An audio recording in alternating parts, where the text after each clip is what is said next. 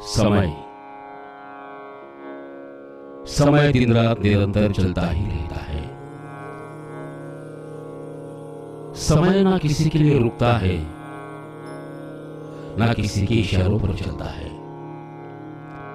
लेकिन आपका समय कैसा होगा यह जानिए। समय के ज्ञानी विश्व ज्योतिषाचार्य श्रीमान बोरकर गुरुजी इनकी सुमधुर वाणी में यही आपको बताएंगे क्या है आपके भाग्य में, कैसा है आपका समय और कैसा रहेगा आपका समय, क्या है इसके लिए उपाय। तो जानिए श्रीमान बोरकर गुरुजी इनकी सुमधुर वाणी में। मी बोरकर गुरुजी विश्व ज्योतिषाचार्य ब्रह्मांड ज्योतिष कार्यालय मुक्काम पोस्ट रावेर जिल्हा जळगाव महाराष्ट्र 425508 हा रावेरचा पिनकोड नंबर आहे। माझा मोबाईल नंबर आहे 9850015558। मोबाईल नंबर पुन्हा लक्षात घ्या 9850015558। ब्रह्मांड ज्योतिष कार्यालयाची कुठेही शाखा नाही। माझ्या मार्फत कोणीही मार्गदर्शन करत नाही, मी स्वतः मार्गदर्शन करीत असतो। व्हॉट्सअपवर मार्गदर्शन करण्याची सुविधा निर्माण केलेली आहे। व्हॉट्सअपवर माहिती टाकण्यापूर्वी मला अगोदर फोनवर बोलावं, मला जी माहिती हवी आहे ती टाकावी। एक पान जे येईल ते स्वतंत्र आपल्याला परीक्षणाचं येईल, दुसरं पान उपासनेचं येईल आणि याच्याबरोबर व्हॉइस मेसेज आम्ही देणार आहोत त्याच विषयाच्या अनुषंगाने। परिपूर्ण मार्गदर्शन आम्ही करीत असतो, तुम्हाला काही पुढे विचारण्याची गरज नसते। परंतु तुम्हाला असं काही वाटलं तर आपण विचारू शकता, आम्ही मार्गदर्शन करण्याला बांधिलकी आहोत। परंतु एक लक्षात घ्या, मी एकटा आहे, वय 76 आहे, 77 होता सुरू होणार आहे, हाताखाली कोणी नाही। आपण ज्या वेळेला पुनश्च मार्गदर्शन मला विचारतात त्यावेळेला आपला मोबाईलचा स्पीकर ओपन ठेवावा, घरातील सर्वांनी ऐकावं। मला विचारण्यापूर्वी एका कागदावर सर्व लिहून घ्यावे तुमच्या समस्या आणि त्या मला विचाराव्या, कारण पुनश्च सांगण्याला मी असमर्थ आहे। कारण तुमची कुंडली माझ्याजवळ राहणार नाही, कागद ठेवण्याला मी असमर्थ आहे, कारण साह्याला कोणी नाही हे लक्षात घ्या। आणि प्रकृती अस्वस्थ असते, आज प्रकृती ठीक आहे। आजचा विषय जरा गंभीर आहे, तो काळजीपूर्वक आपण सर्वांनी ऐकावा आणि हे मार्गदर्शन अधिकाधिक लोकांना, आपल्या नातेवाईकांना, मित्रपरिवारांना अधिकाधिक शेअर करा। याच्यामुळे आपल्याला पुण्याचा लाभ मिळेल, मला समाधान मिळेल। कार्य करण्यास सुरू करण्यापूर्वी माझी पत्नी स्वर्गीय सौ निर्मलाबाई बोरकर यांना अभिवादन करूया आणि कार्याला सुरुवात करूया। विवाहाचा विषयच आहे, पण विवाह विषय हा नुसता सर्वसाधारण नाही। विवाह हा आनंदाचा सोहळा असला तरी याचा विचार गांभीर्याने करण्याची मात्र गरज आहे, लक्षात घ्या। विवाह आनंद सोहळा, नव्या युगाची सुरुवात, जीवन आयुष्याची, संसाराची, नव्या पिढीची ही सुरुवात जर आपली चुकली तर मात्र संपूर्ण आयुष्य तुम्हाला त्या चुकीच्याच मार्गावरून चालावं लागणार आहे, त्यात समाधान मिळणार नाही। आणि समाधान मिळण्यासाठी, समजून घेण्यासाठी जाणकार ज्योतिषाचीच आपल्याला आवश्यकता आहे, लक्षात घ्या। कारण आत्ताच एक प्रसंग घडला म्हणून त्या प्रसंगानुसार आजचा विवाह मार्गदर्शन मी करीत आहे आणि विवाह विषय हा निवडलेला आहे। मुलगा शहरात होता, पॅकेज मोठं होतं, 4 व्हीलर गाडी होती, बंगला होता, सर्व काही होतं। मुलीकडचे लोक सामान्य होते, परंतु मुलगी शिकलेली होती आणि शिकलेली असताना सुशिक्षितच पती हवा हे तितकंच खरं आहे आणि तिला पण नोकरी करण्याची इच्छा होती. दोघंही एकमेकाला जाणत होते, समजत होते. दुरान्वे अपरिचितपणा नव्हता, नातेसंबंध होता आणि या ठिकाणी 22.5 गुण जमत होते. 22.5 गुण जमत असताना विवाह सुखकर सर्व काही आलबेल, परंतु मुलीकडच्या लोकांनी जे काही आई वडील होते ते म्हणे तूर्त थांबा, आपण बोरकर गुरुजींनाच विचारूया, नंतर निर्णय घेऊया. कारण त्यांच्याकडे मागे असा प्रसंग घडलेला होता दुःखद. मी सांगितल्याप्रमाणे, सूचना दिल्याप्रमाणे, त्यामुळे ते सावध होते आणि ते माझ्याकडे आले आणि मग दोघांच्या स्वतंत्र कुंडल्या काढल्या आणि कुंडली मिलन मग केलं. याला जवळजवळ 8 ते 15 दिवसाचा कालावधी गेला. तोपर्यंत ते थांबले आणि स्पष्टीकरणासाठी माझ्याकडे आले. तेव्हा 22.5 गुण असत असताना मी मात्र नकार दिला. सगळ्यांना आश्चर्याचा धक्का बसला की सगळेजण होकार देत आहे, सर्वांची पसंती आहे, स्थळ उत्कृष्ट आहे, मुलगा देखणा आहे, पॅकेज मोठं आहे, 4 व्हीलर गाडी आहे, फ्लॅट नसून स्वतंत्र बंगला आहे आणि ग्रेड सुद्धा नोकरीची प्रथम श्रेणीची आहे. मग असं स्थळ नाकारण्यात काय अर्थ आहे?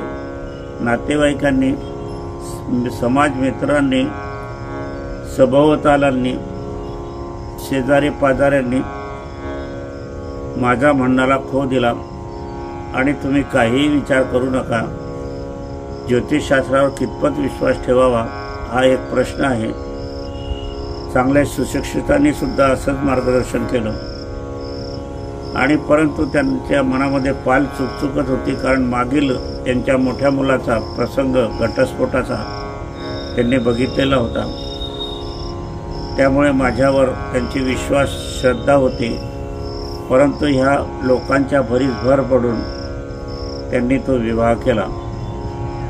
विवाह जमवण्यापूर्वी मी त्यांना सांगितलं होतं की मुलाचं आयुष्य कमी आहे, अल्पायुषी आहे, हृदयरोगाची संभावना आहे, लो बीपीचा त्रास याला असावा आणि ते विकार याच वर्षी उद्भवेल असं मी त्यांना सांगितलेलं होतं. या माझ्या विधानाने ते सगळेजण हादरून गेले होते. परंतु हा चक्काचौंध पॅकेजचा, गाडीचा, शहराचा, बंगल्याचा, लोकांचा, आग्रहाचा, याच्यापुढे माझे विचार त्यांनी ते झाकून ठेवले, बाजूला ठेवले आणि विवाह केला.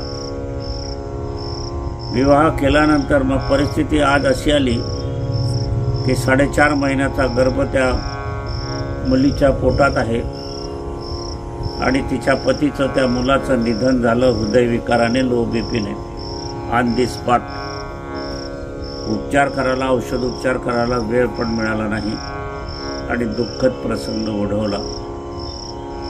आता या ठिकाणी आपण विचार केला, इतरत्र नातेसंबंधाचा विचार करत असताना आईवडिलाचा विचार मुलीच्या आणि मुलीच्या स्वतःचा विचार आपण डोळ्यासमोर आणा, मनामध्ये आणा, बुद्धीमध्ये आणा, विचारात आणा.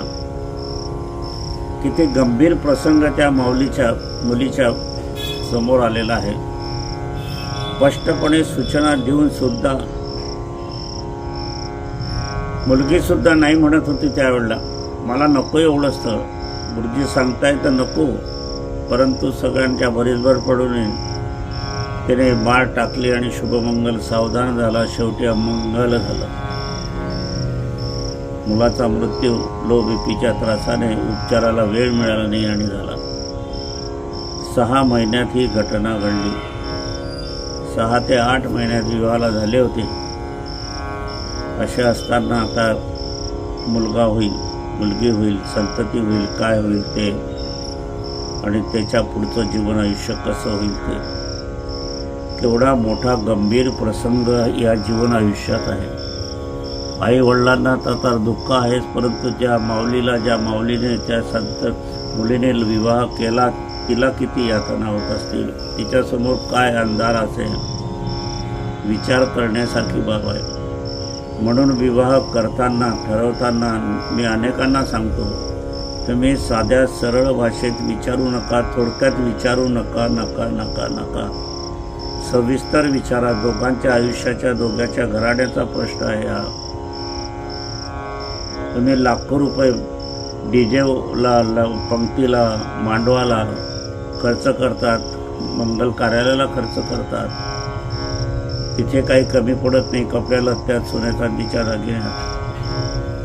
आणि जे तपासायला पाहिजे, जे करायला पाहिजे ते आपण करत नाही, साधं करतात, थोडक्यात करतात. आता याला कोणता शब्द वापरावा असं जर आहे तर मग म्हणूनच मी म्हणतो की विवाह ठरताना किंवा विवाह कसा होईल हे बघताना जाणकार ज्योतिषाचं मार्गदर्शन हवं. त्याचप्रमाणे असा हा दुर्धर प्रसंग समोर असत असताना दुसरा प्रसंग मी तुम्हाला सांगतो. तोही माझ्या कार्यालयातील आहे. भोपाळचं स्थळ आहे. रावेरलाच राहणारे होते, पण नोकरीनिमित्त भुसावळला गेले. रावेरजवळ असताना त्यांचे नातेवाईक बऱ्हाणपूरला होते, म्हणून त्या मुलाचं शिक्षण बऱ्हाणपूरला झालं आणि मध्य प्रदेशाचं शिक्षण म्हणून मध्य प्रदेशात त्याला नोकरी लागली भोपाळला राजधानीचं शहर, उत्कृष्ट शहर, स्वच्छतेचं टापटिपट्याचं शहर, नवं भोपाळ फार बघण्यासारखं आहे. अशा ठिकाणी त्याची नोकरी होती. मुलगी इकडचीच होती, त्यांच्या नातेसंबंधातीलच होती. आणि मग ठरवलं गेल्यासारखं होतं. परंतु मुलाकडच्यांनी सांगितलं की बोरकर गुरुजींचा शब्द आपल्याशिवाय आपल्याला होकार द्यायचा नाही. म्हणून ते माझ्याकडे आले. पुनश्च दोघांच्या सविस्तर कुंडल्या काढल्या. त्याच्यात विवाहाची कुंडली, संततीची कुंडली, आरोग्याची कुंडली, कर्तव्याची कुंडली, जीवन उत्तरार्थीची कुंडली, म्हातारपणाची कुंडली आणि आरोग्याची कुंडली. प्रत्येक ग्रह हा कारकत्व असतो, त्याच्या ग्रहाचा कारकत्व. रवी हा तापादी विकार देतो, मंगळ हा उष्णताजन्य विकार देतो, शुक्र किडनीचे विकार देतो, बुध पोटाचे त्वचेचे विकार देतो, मेंदूचे विकार देतो, गुरु हृदयाचे विकार देतो, शुक्र हार्मोनचे विकार देतो, शनी राहू अनाकलनीय, कोणालाही समजणार नाही, उमजणार नाही असे विकार देतो. याच्यामध्ये सोनोग्राफी करा, MRI करा, रेडिओलॉजिस्ट करा, कितीही लघवी रक्त तपासात तरीही पत्ता लागत नाही रोगाचा. अनभिज्ञ रोग ज्याला म्हटलं जातात ते, तिथे विज्ञान सुद्धा फेल होते, शून्य होते. परंतु ज्योतिषशास्त्राच्या माध्यमातून हे आपल्याला कळते. या कुंडलीचं परीक्षण केल्यावर माझं असं असते, मी केलं रात्री कुंडली करत असतो शांततेने आणि मग केल्यावर एक रात्र मी पुन्हा घालवतो स्पष्टीकरणासाठी.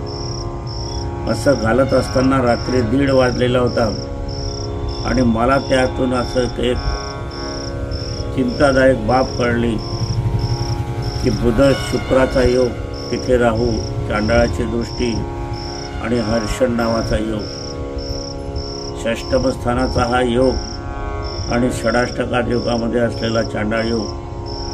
म्हटलं पांढरं कोड असल्याशिवाय राहणार नाही. 100% या मुलीला पांढरं कोड आहे, च लावून दिला मी. कारण ग्रह सांगत होते पक्की. आता एवढं असताना 100% बोलता नाही येत, 99% बोलावं लागतं, 1% होऊ शकते इकडे तिकडे. पण माझी खात्री झाली की हिला असावं. तसं मी कल्पना दिली मुलाकडच्या एकलांना, तर मुलांच्याकडचे म्हणे, अहो ती आम्ही लहानपणापासून पाहतोय मुलगी, आम्ही तिची आंघोळ पण घातलेली आहे, खेळलेली आहे, आमच्या घरात येणं जाणं आहे. परंतु आता सद्यस्थितीत नाही आहे, कारण की काय, आम्ही भोपाळला राहतो, ते इकडे राहतात. म्हणून या 5-7 वर्षामध्ये मुलगी मोठी गेली, आम्ही ती पाहिली पण नव्हती, आताच बघतो आहोत. परंतु असं स्थळ असल्यावर तुम्ही सांगता ते काही पटत नाही. म्हटलं तुम्हाला नाही पटलं तरी चालेल, परंतु मला जे मार्गदर्शन जे करायचं आहे मी ते करतोच आहे तुम्हाला. पण ज्योतिषशास्त्रातील सूत्र आणि ग्रहयोग जे आहे ते ह्या पद्धतीचे आहे. त्याच्यात संभावना अशी वर्तवली जाते की पांढरे कोडाची आहे. त्यांनी तो विचार केला, पण शेवटी काय असते, नात्यातला संबंध, सगळे नातेवाईक गोळा झाले, चांगलं स्थळ आहे, असं आहे, गमवू नका, हे करू नका, मुलगी सुंदर आहे, अशी मिळणार नाही, आता वय वाढत चाललेलं आहे, आपण गावापेक्षा फार दूर आहोत, भोपाळला कोण येत जाते, काही नाही, आणायचं आला आहे, पहिली स्थळ लक्ष्मी स्थळ असते, जशी पहिली बेटी तूप रोटी म्हणतात त्याचप्रमाणे. अशाने त्यांचं शुभमंगल सावधान झालं. शुभमंगल सावधान झाल्यावर लक्षात घ्या, त्वचेचे विकार किंवा मानसिक मोठे विकार जे असतात, रक्ताची उलथापालट जे होते, हार्मोनची उलथापालट जे होते, ते संसाराच्या निमित्ताच्या सुरुवातीपासून. त्यामुळे हार्मोन्स हलवले जातात, खालीवर होत जातात, परावर्तित होत जातात, त्याचा स्फोट होतो. कारण ते एक नाविन्य असते, नवीन क्रिया ती असते, आतापर्यंत ही क्रिया झालेली नसते आणि एकदमच अशी नवीन क्रिया झालेली, त्याच्यामुळे पूर्णतः शरीर हलून जाते. शरीरात ताबडतोब बदल होत जातात, रक्ताचे कण खालीवर मोठ्याने होतात, मेंदूपर्यंत ते पोचवले जातात आणि त्याच्यातून काय निर्माण होते हे एक प्रश्नचिन्ह असते. हे ज्योतिषशास्त्र सांगते, विज्ञान मुळीच नाही. विज्ञानाला काही नाही, विज्ञान अलीकडचं आहे, ज्योतिषशास्त्र प्राचीन आहे. ज्योतिषशास्त्र हे मानव जीवनाला अगदी ओतप्रोत झालेलं आहे. मेडिकल अजिबात नाही. डॉक्टर सुद्धा म्हणतात शेवटी ट्रीटमेंट घेऊन पैसे खूप खर्च झाल्यावर आता घरी जा, रोग्याची सेवा करा. मला सुद्धा हाच अनुभव आलेला आहे, वाईट मेडिकल क्षेत्रातील वाईट अनुभव. आणि त्यांना जरासा पण दुःख नाही, परिणाम न होणारी ही माणसं असतात. तो विषय बाजूला ठेवू आणि मग मात्र त्यांच्या संसाराला सुरुवात झाली आणि 2 महिन्यामध्ये पाठीवर पांढरा डाग उमटू लागला. असं ते म्हणत आहे. यदा कदाचित तो डाग पूर्वीपासून असावा, पण कारण तो डाग मानेच्या आणि ब्लाऊज असते त्याच्या वरच्या केला होता, दिसेनासा असेल, तो मोठा स्फोट झाला आणि मग तो डाग चिंचेची चिंचोरी जी असते किंवा नवा पैसा होता आपला पूर्वीचा, त्याप्रमाणे बोटाचं टोक याप्रमाणे तो पांढरा डाग उमटू लागला. तो त्या मुलीने सांगितला नाही आणि तो मग हळूहळू वाढत गेला आणि 4 महिन्यामध्ये तो वस्त्र असते त्या वस्त्राच्या खालपावत येऊ लागला. त्यामुळे तो घरातून सर्वांना दिसू लागल्यावर औषधोपचार सुरू झाले. विज्ञानाकडे धाव घेतली गेली आणि परंतु तो डाग वाढतच गेला आणि मग शेवटी तो डाग वाढत असताना आणि मग क्लासेस झाले आणि पुढे घटस्फोटाची तयारी होऊ लागली आणि पुनश्च माझ्याकडे आले. म्हटलं मी तुम्हाला अगोदर सांगितलं होतं याच्याविषयी, विवाहापूर्वी काही उपासना करून घ्या हे पण मी बोललो होतो. परंतु तुमचा विश्वास माझ्यावर होता, नाही आहे नाही, परंतु हे सांगून उमजूनही तुम्ही घडवून आणलं, याला काय म्हणावं? आता यामध्ये मुलांचा किंवा मुलीचा काय प्रकार होईल पुढे आयुष्याचा? बरं, आता कोर्टात तुम्ही गेलेले आहात, कोर्टातून कधी निकाल होईल हा एक प्रश्न आहे. तोपर्यंत तुमचं वय वाढत राहील आणि वय वाढल्यावर मग विवाह कसा होईल? आधीच तर मुलीला पांढरं कोड झालेलं आहे, त्यामुळे तिच्या विवाहाला नानाविधी अडचणी येणारच आहे. हे काही सांगायला नको, मुलांच्याही काही सर्वसाधारणपणे अडचणी येतीलच, हे पण तितकंच खरं आहे. म्हणजे ज्योतिषशास्त्राचं मार्गदर्शन घेऊन सुद्धा त्याप्रमाणे न वागणे हा आहे. आता ह्या दोन विषय झालेला असताना या ठिकाणी अजून एक तिसरा विषय माझ्याकडे आहे. तिसरा विषय हा अत्यंत गुप्त रीतीचा विषय आहे, परंतु ज्योतिषशास्त्रामध्ये याची उकल होतेच. सायको ज्याला म्हणतात, म्हणजे विक्षिप्त वागणे, मानसिक चिंता, व्यथा असणे.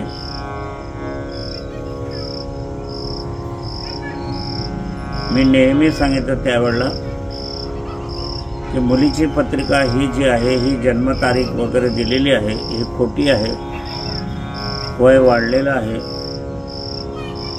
आपल्या चेहऱ्यावरून हे कुंडली मला पटत नाही, असत्य वाटते. खरी कुंडली याच्या विपरीत आहे. कारण की काय की या कुंडलीमध्ये मुलगी ही मानसिक टेन्शन, चिंता घेणारी आहे.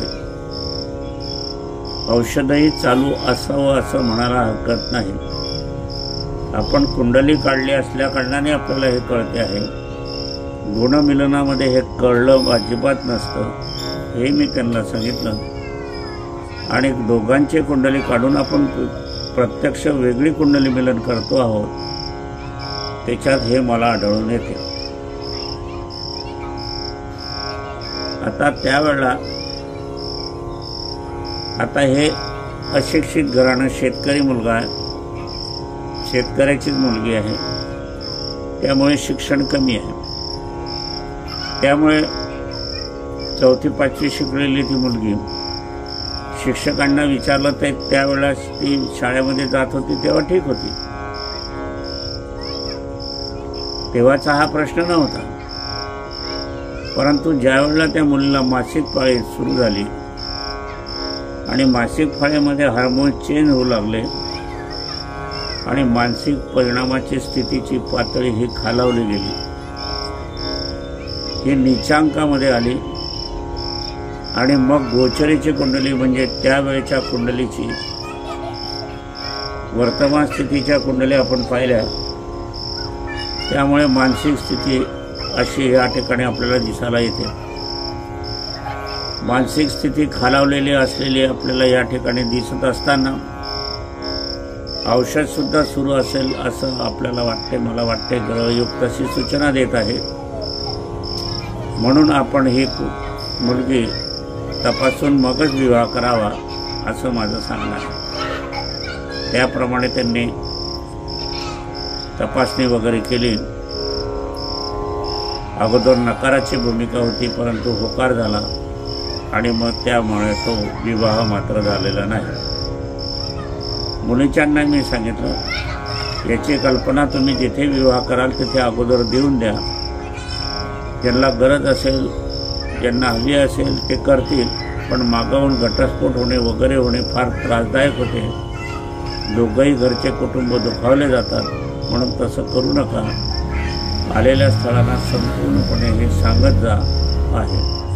आता हे आपल्याला हे जे कळलं किंवा मुलाच्या कुंडलीतून आणि मुलीच्या कुंडलीतून आपल्याला या दोघांचे विवाह करू नये म्हणून सांगितलं गेलं, मार्गदर्शन झालं म्हणून आपल्याला कळालं. नाहीतर विवाह झाल्यावर काय परिस्थिती निर्माण झाली असती हे लक्षात घ्या. म्हणूनच या ठिकाणी आपल्याला दोघांच्या व्यवस्थिशीर कुंडल्या काढून मग कुंडली मिलन करा हे सांगणं आहे. सर्वसाधारण बघू नका. त्याचप्रमाणे आज मी हे सांगतो की ज्या वेळेला तुम्ही विवाह योग बघता तर विवाह योग बघत असताना जाणकार ज्योतिषाचा सल्ला मार्गदर्शन अवश्य घ्या. जन्मकुंडलीवरून ज्याच्यावर जन्मांक जन्माक्षर लिहिलेलं आहे, कॅम्प्युटरच्या कुंडल्या आहे, त्यावरून आपल्याला योग्य ते मार्गदर्शन होतच नाही. विवाहाची कुंडली हवी, संततीची कुंडली हवी, आरोग्याची कुंडली हवी, आयुष्याची कुंडली हवी हे लक्षात घ्या. या प्रकरणावरून एवढं बघून आपण निर्णय घ्यायला हवा विवाह ठरवण्यापूर्वी. पण विवाह योग बघण्यापूर्वी सुद्धा आपण बघायला हवं की कुठलं स्थळ मिळणार आहे, कुठल्या रंगाचं, कुठल्या वर्णाचं, कुठल्या स्वभावाचं, फसवले जाण्याचे योग आहे का, प्रेमयोगाचं आहे का, लफडं आहे का, अजून काही आहे का, दुसरे संबंध आहे का, घटस्फोट होईल, अनापत्य योग आहे, आजारपण आहे, गंभीर आजार आहे, अल्पायुष्य आहे. हे सर्व आपण ज्या वेळेला बघतो ते विस्तृतपणे आपण बघायला हवं. जन्मकुंडलीच्या माध्यमातून हे आपल्याला सगळं कळते.